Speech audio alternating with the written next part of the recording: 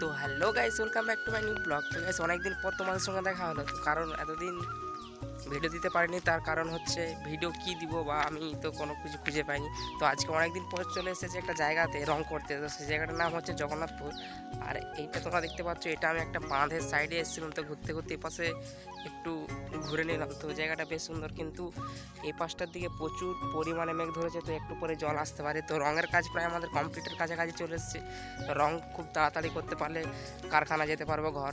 তো ভাবলাম তার আগে একটা ভিডিও নিয়ে নিই। তো তোমরা কেমন আছো অবশ্যই কমেন্ট করে জানাবে। আর ভিডিওটা যদি ভালো লাগে তো একটা লাইক করে দেবে, চ্যানেলটা সাবস্ক্রাইব করে নেবে। আর একটু সাপোর্ট করো প্লিজ, আমি কিন্তু সাপোর্ট পাচ্ছি না, ঠিক আছে? আর তোমাদেরকে জায়গাটা দেখাচ্ছি, দেখো মানে গ্রাম মানেই সেই এনজয়, সেই মজা, সেই লেভেলের ফুর্তি।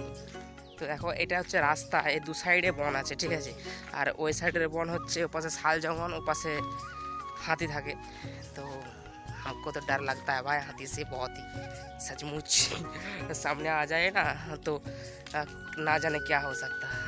तो हिंदी आते नहीं है, वो भी थोड़ा थोड़ा मैनेज हो जाती है यार। মানে কাঁচরার মতন হিন্দি। তো আমরা যেখানে রং করতেছি এটাই হচ্ছে সেই জায়গা, আর এটাই হচ্ছে সেই মন্দির, যে ভিতরে মন্দিরের ভিতরে আমরা রং করছি। আর এটা মন্দিরের সামনে আছে একটা বড় রকম কাঁঠাল গাছ, আর এই সাইডটা হচ্ছে তাদেরই ঘর যাদের মন্দির, আর এটা তার সামনে একটা আছে বড় দেখে আম গাছ।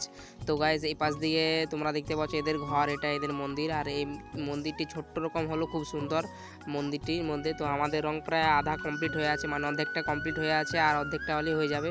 তো এই পাশে তোমরা দেখতে পাচ্ছ যে একটা মাইক রাখা আছে, এখানে গান শোনা হয়। আর এই পাশে হাতি ঘোড়াগুলো প্রায় রং হয়ে গেছে। আর এই দিকটাতে আছে ঠাকুরটা। তো হাতি ঘোড়াগুলো প্রায় রং হয়ে গেছে, দেখতে পাচ্ছ হাতি ঘোড়া রং করতে আর বাকি নেই। ঠাকুরটা প্রায় অর্ধেকটাও রং হয়ে আছে, আর হাতি ঘোড়াগুলো পুরো কমপ্লিট রং হয়ে গেছে। তো ঠাকুরটা দেখতে পাচ্ছ চোখ এখনো আঁকা হয়নি, চোখে সাদা দেওয়া হয়নি, সাপটাও আঁকা হয়নি, কাপড়ে শুধু লাল রং আর মালাটিতে রং হয়েছে, তাছাড়া আদার্স কোনো রং হয়নি। আর এ পাশে ঠাকুরের সব কিছু রাখা আছে, আমাদেরকে খুব সতর্কভাবে রং করতে হচ্ছে, কারণ ঘর টট রাখা আছে, যদি পায়ে টায়ে লেগে যায় বড় বিপদ মুশকিল। তো ভিডিওটি কেমন লাগলো অবশ্যই কমেন্ট